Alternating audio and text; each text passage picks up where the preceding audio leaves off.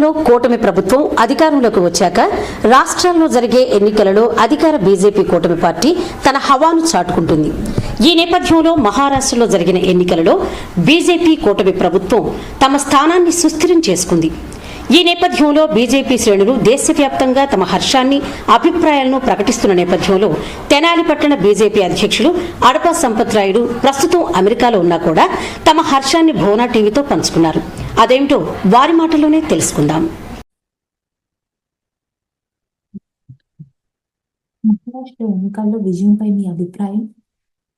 ముందుగా భువన ఛానల్ వారికి మరియు ఈ యొక్క ఇంటర్వ్యూ చూస్తున్న ప్రేక్షకులందరికీ కూడా భారతీయ జనతా పార్టీ తరఫున ధన్యవాదాలు తెలుపుతున్నాం.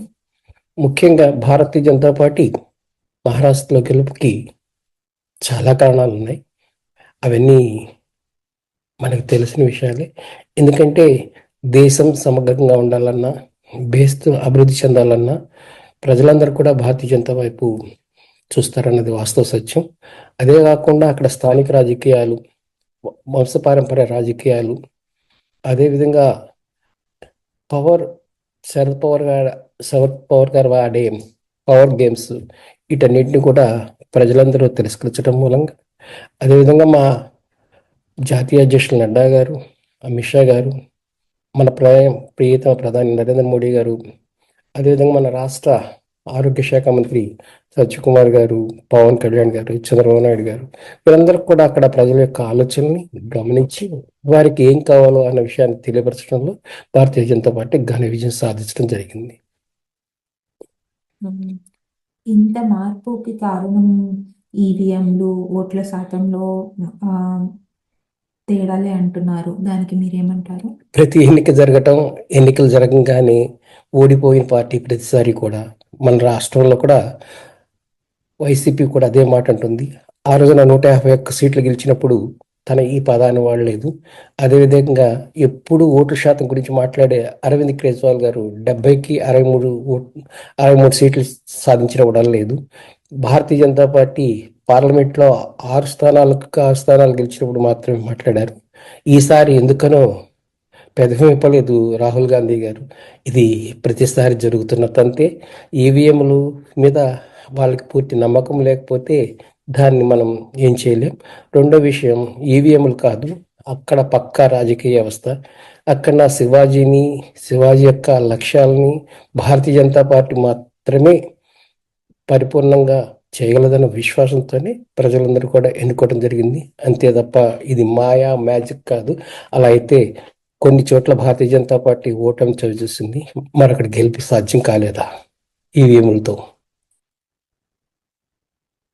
మహారాష్ట్రలో ఉప ఎన్నికలు, నాందేడ్లో ఓటమికి కారణాలు ఏంటి? మరి మీరు గమనించున్నారో లేదో తెలియదు, మహారాష్ట్రలో కేవలం ఒక పార్లమెంట్ స్థానంలో కేవలం 1400 ఓట్ల తేడాతోనే అంతకు మునుపు గెలిచిన ఎన్సీపీ అక్కడ 1,00,000 ఓట్ల మెజార్టీతో గెలిచింది. కేవలం కొద్ది రోజుల వ్యవధిలోనే ఆ పార్టీ మీద విశ్వాసాన్ని కోల్పోయి ఈ రోజున భారతీయ జనతా పార్టీ ఉమ్మడి అభ్యర్థి, శివసేన అభ్యర్థి అయిన కొద్ది ఓట్ల తేడాతో, కేవలం 1,400 ఓట్ల తేడాతోనే ఓటమి జరిగింది. ఇది చాలా బాధాకరం. కానీ ఈ గెలుపులో చాలా పర్సంటేజ్ ఓటు శాతం మార్పు చెందింది. అది భారతీయ జనతా పార్టీ ఎన్డీఏ విజయంగానే మేము భావిస్తాం. మరొక ముఖ్య విషయం ఏంటంటే, అదేవిధంగా వాయనాడులో కూడా ఉప ఎన్నిక జరిగింది. అక్కడ విజయాన్ని పూర్తిగా చెప్పుకున్న వాళ్ళు ఇక్కడ విజయం గురించి చెప్పలేకపోవడం చాలా విచిత్రంగా ఉంది. ఎందుకంటే అక్కడ కేరళలో కమ్యూనిస్ట్ పార్టీ కాంగ్రెస్ పార్టీ మీద వ్యతిరేకం పోటీ చేస్తే ఇక్కడ వేరేగా ఉంది. అది వాళ్ళ యొక్క ద్వంద్వ నీతికి నిదర్శనం. విజయానికి కారణం కేవలం మత రాజకీయాలు అంటున్నారు. దానికి మీరేమంటారు? భారతీయ జనతా పార్టీ మతం అనే ఒక రంగు పులిమి భారతీయ జనతా పార్టీని ప్రజలు దూరం చేయాలన్న విషయాన్ని ప్రజలందరూ గమనించటం, భారతీయ జనతా పార్టీ యొక్క లక్ష్యం ఈ దేశం ప్రపంచంలోనే గురువుగా ఉండాలని, విశ్వానికి గురువుగా ఉండాలన్న ఆకాంక్షతో పనిచేస్తుంది. కాబట్టి భారతీయ జనతా పార్టీకి మత రాజకీయ లక్షణాలు లేవు. భారతీయ జనతా పార్టీకి తెలిసిందల్లా ధర్మ రక్షణ, ధర్మ పరిపాలన, న్యాయబద్ధమైన ఆలోచన విధానమే. పెద్ద పెద్ద వాగ్దానాలు చేశారు, రుణమాఫీ చేయటం అలాంటివి భారతీయ జనతా పార్టీ క్రితం కాలంలో చేసేది కాదు. మీ పాలిసీస్ ఏమన్నా మారాయా? భారతీయ జనతా పార్టీ పాలసీస్ ఎప్పుడు మారవు. స్థానిక అంశాలు, స్థానిక ప్రజలకు ఇబ్బందులు మనం అందరం గమనిస్తూనే ఉంటాం.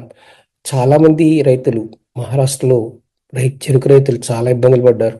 అంతేకాకుండా గత కాలం కాంగ్రెస్, శివసేన, ఉద్ధవ్ థాకరే సేనతో కలిసి పరిపాలించినప్పుడు చాలా మంది రైతులు ఆత్మహత్య చేసుకున్నారు.